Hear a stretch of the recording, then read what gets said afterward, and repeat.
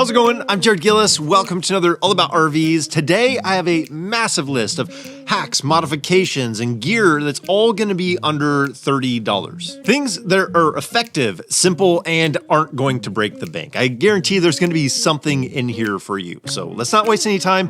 Let's get right into it. Now, to start off, first on our list is going to be DIY stabilizers, being able to stabilize your RV when you're using it. This is really simple and really inexpensive. I have a permanent solution on ours, but a really cost-effective solution is to use 2x4s going from the frame down to the ground. Then you have an eye bolt that goes through there. And then you use a ratchet strap to tie those together. It does an amazing job taking that shake out of the inside of the RV when you're using it. I do have a dedicated video on that, comparing the stabilizers and how I put that one together, but it's extremely simple and very effective. Moving on to our second one, it packs a punch because there's two solutions for one problem, but it also kind of unlocks a whole nother set of tips. So this one's about securing this window. We've almost lost it a couple of times just because things can rattle loose or the wind can suck this out.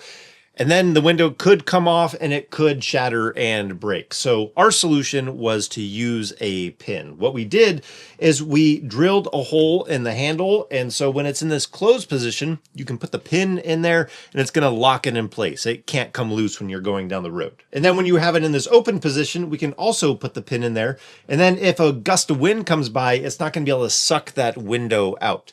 The other hack that I've seen is instead of having to drill through this handle is you can just take a half of a clothespin and wedge it in there. And that's going to allow this to not bounce around in there and potentially get sucked out. This tip comes from Joshua from RV Gear and Far. Great guy. This is actually a collaboration video with him. So if you want the entire list that we've come up with, about 50 in total, there's going to be 25 in this video and then 25 in the other videos. What we did is we shared tips amongst each other. That way you get some of his perspective in this video and you get some of my perspective in that video. So if you want all 50 tips, definitely check out his video. There's going to be a link down in the description to send you right over there to get the other half of this list. But with that said, why don't we jump into the first tip that he's sharing with us, because it deals with another clip, a different type of clip, but it's a handy little tip. Countertop space is always a premium in RVs. And to add a bit more flexibility and usable space, we made this countertop cover using scrap wood and these cable holders. The cable holders apply with an adhesive on the back to the wood and grab onto the stove bars to hold the board in place. It's easy to take on and off if you need to, and ours has been used for over 3 years. Now there are commercial stovetop covers available, but I like this version because it allows you to customize the top any way you choose to get the function or aesthetic that aligns with your taste and your rig. A point of clarity, we don't use this as a cutting board, and although you could put these on a store-bought cutting board, I don't think the adhesive would hold up to repeatedly getting wet. Now, the next two have to do with the RV electrical system, which is probably one of the most used elements of the RV, right behind the bed, which is today's sponsor, RV Mattress. And you don't have to be stuck with the mattress that came with your RV. It may not suit your needs and it may not be comfortable to you. So it's worth looking at your mattress and finding something comfortable. But you can choose a better mattress. So at RV Mattress by Brooklyn Bedding, they have 4 lines of mattresses and you can dial it into the exact size and the space requirements, the firmness, the softness, whatever you would like that fits your personal style for what you want in a mattress, you can find in there with lots of options. That's one of the things that impressed me when looking at a mattress. It's not just a one size fits all. You can dial it in and look at exactly what you need for your space and for your comfort. You can have it delivered right to your site. It comes compressed, so it's easy to move into the RV, unroll it, take the plastic off, and almost see it come to life and take shape. I love that they're made in Arizona. They have a 120-night sleep trial. They have a limited lifetime warranty, free shipping, factory direct quality, and pricing. So if you want to save 30% on a mattress of your choosing, click on the link. Be sure to put in the code AllAboutRVs and save 30% at RV Mattress by Brooklyn Bedding.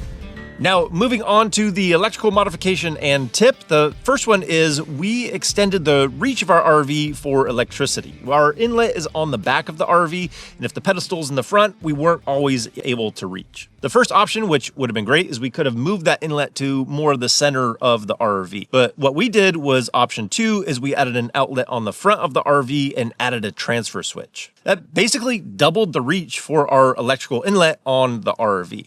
The second one is a tip is just to make sure that you have your adapters. If you have a 30 amp RV or a 50 amp RV, just have the multiple adapters to be able to plug into any situation. The flexibility that you gain from that being able to fit into any situation, you'll thank yourself later. So the next one that we have, I had sent over to Joshua some of the tips for fifth wheels, and he sent me a couple for travel trailers. Here's a quick tip for hitching up any bumper pull trailer.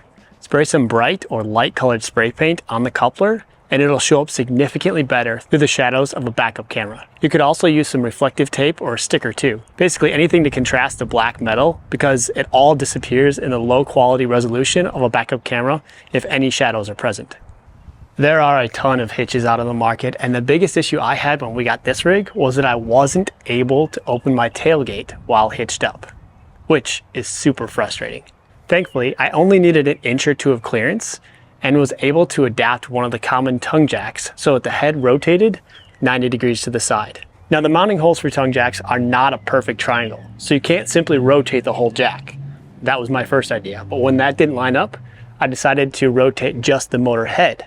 I'll have Jared put a link to the DIY video in the description explaining exactly how I did this, but also know that there's several new tongue jacks out on the market with multi-hole mounting plates, so the end user can do exactly that, rotate it to fit the orientation that they choose, which would then give that last little bit of clearance required to open the tailgate while hooked up, which, let me tell you, makes all the difference in the world on travel days. And yes, you could get a longer shank, but you're messing with the physics a bit, extending the length, and purchasing a whole new shank, which is definitely more expensive than rotating the motor head already there. Now, moving on to these next two, these are dedicated storage solutions that just make RVing easier. Number one is I did this modification where I added an ammo can to the bottom frame of our RV. We just mounted it to the bottom of the RV, and it has been extremely useful to have a dedicated storage for sewer connection fittings that I don't want to have contaminated. It's fantastic to have it here right where I need it, never have to go searching for it through a bin. There's also a modification where you can do that on the back bumper on a travel trailer, or some fifth wheels have that back bumper where you can mount it directly onto there, which works fantastic as well. The second is what to do with that grease gun and not have it get everything around it greasy. This one's so easy that I love it, and it's just putting it inside of a dry bag. So that way you can put it in here and you know it's going to be more durable than a plastic bag. You roll down the top just like you would any other dry bag, click it into place, and then you know that your grease is contained. You can put this in your other tools. You don't have to worry about everything getting greasy. So fantastic idea. Next, Joshua's got a couple more ideas for us for storage. One of the most annoying things to me is hearing things rolling around in the bed of my truck as I drive to the campsite. That's why I did this quick and easy modification that allows me to add tons of tie-down points along the side of the truck bed in 1-inch increments. You'll need 2 lengths of chain, 6 quick links, and 2 turnbuckles. Attach 1 quick link to the end of the chain and to the truck tie-down point. Then, on the other end, attach the quick link to the turnbuckle and the turnbuckle to the other side of the chain using the final quick link. Then adjust the turnbuckle to take out the slack. Voila! Incremental organization points down the side of your truck bed. Now let's be clear here. When we attach something to these chains, several parts of this system have the potential to be cross-loaded, meaning pulling in a direction not designed, and significantly decreasing the strength of the chains, which means we are not lashing down an ATV or a motorcycle with this. Think of it more as an organization helper to keep totes and other lightweight campsite items in place while traveling. Sometimes the best solution for one space is actually something that was designed for another space. For example, using a friction fit vertical shower caddy may be the perfect solution for storing produce in the corner of a dinette. If you choose to do something like this, either in the living space or using one of these in the bathroom, consider installing a closet pole socket to the ceiling. Our first travel day after using this caddy in the bathtub resulted in everything being spilled everywhere. But after installing the socket to the ceiling, the rod will flex a bit with the movement of the rig, but never enough to jump out of the cup. There's a spring inside and so it flexes. You don't need a deep screw, just something enough to get through the thin material of the ceiling and hold it from moving left and right. It's not actually holding anything up to the ceiling. I'd imagine this socket might work with a command strip or VHB mounting tape as well. Now, next up, we have a few tools, and first up is this 11-in-1 screwdriver, and I usually don't like combination tools like this, but I use this guy all the time, and it works really well. The main things that I use on it are the square bit, Robertson square bit we have on there, the Phillips, and the flat-headed screwdriver. But when you're up there working on the AC and you end up needing to come down for a socket because you just need to take a sheet metal screw off, this guy comes in really handy and can make short work of stuff like that. So definitely enjoy this 11-in-1 screwdriver. The other thing that I use on the RV all the time is a collapsible bucket. Yes, it's a little funny and strange, but it works out in so many different ways because you can get this into tight areas when you're working on plumbing in the RV, so you can catch that water and not have to have a massive amount of cleanup. Or if you're going up on the roof to work on something, it is a really nice soft bottom bucket to be able to use up there. You're not worried about puncturing anything or scratching anything. A collapsible bucket is really handy around the RV. But for access up on the roof, Joshua's got a tip for you. If you don't have a ladder installed on your RV, a telescoping ladder can be a convenient way to access the roof of your rig. My recommendation is to get a ladder that is 2 to 3 feet taller than your roof line so that you can climb past the roof and step off versus climbing over the top of the ladder. Utilizing a ratchet strap to tie down your ladder to your RV frame is a simple solution to keep the ladder in place, both while you're climbing, but also while you're up on the roof. It'd be a bad day to have a hose knock over the ladder while you're cleaning your roof, and then be stuck up there until a good Samaritan, most likely laughing at you, comes to put the ladder back up and graciously let you back down. Now, once you're down, you're not going to want to collapse the ladder while it's upright. There's too high a risk of pinching a finger, as some of these ladders collapse pretty darn fast, and sometimes each rung triggers the next one to release, so it's like a dominoes. Instead, lay the ladder down on its side and then collapse it. Much slower, much safer, and you also don't have to balance the ladder upright.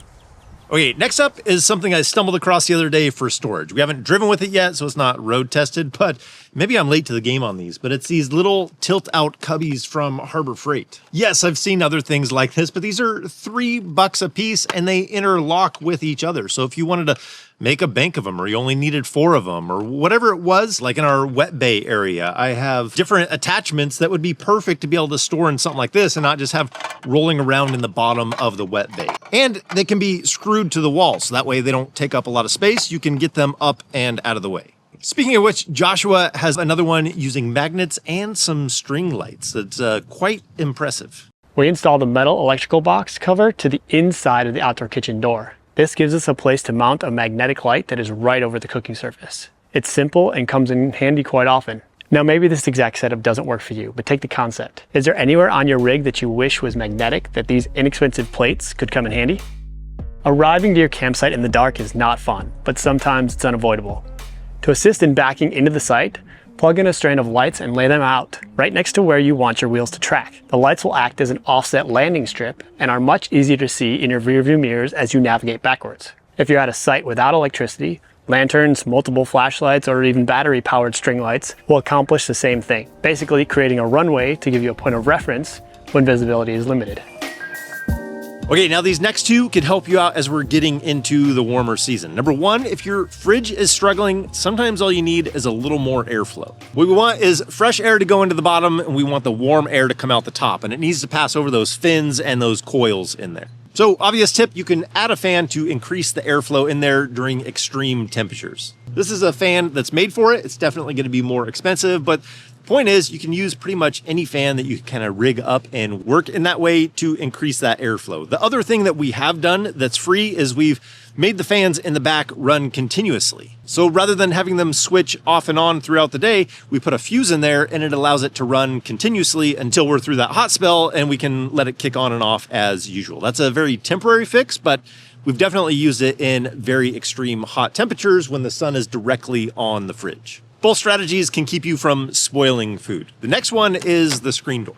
What we did here is swap out the original screen on the screen door with PET screening. It's definitely more durable than the original screen that came on it, and our cat originally thought that this was like a raceway up, and she shredded the original one within the first day. So once we replaced this, it's been fine ever since, and we're not gonna get those bugs coming in when we use the screen door. But Joshua has a tip about the stairs and shoes and trying to keep the inside of the RV a little bit cleaner. Getting wet and muddy is often a part of the plan, but wet shoes inside of the rig does not sound like a good time. And if you leave shoes sitting on the ground, they take forever to dry. Grab some magnetic hooks, sized appropriately for your specific shoes, and hang them off the side of your metal RV stairs. It's a quick and easy hack that allows you to move them around based on your needs and helps to keep those shoes dry and ready for your next adventure. For us, our stairs are aluminum, but we can still use this idea in so many other areas on the RV. Now, moving on, these next two can really help you out on travel days. The first one is completely free. We made a section of notes inside of our phone that has information when we go to check in at RV parks. There's often questions like, what is your license plate number on the RV and your tow vehicle? Or even membership numbers. It's easy to have it all in one spot. So just a simple note section on your phone can keep you from having to go back and forth when you just want to get checked in and pulled into your site. Number two, when you're going down the road, there's other information that you want to have at the top of your mind, specifically the height of your RV. You can even get this RV gear and far info sticker that gives you the length, width, and the height. And you could probably even squeeze in weight if you wanted to on there. Our old information sticker is faded, so time to swap out to these. So I'll put a link down in the description to this and really anything and everything that we talked about in this video and some other follow-up videos with details with a lot of these projects that have more information to pack along with them. So anyways, I think that's going to do it for today. If you want to see the other list, definitely check out Joshua's video for a different perspective. So like I said, that's going to do it for today. I hope you guys enjoyed this. Hope that you were able to get something out of it and that helps you out for RVing. So as always, if we don't see you on the road, hopefully we will see you next video. Take care.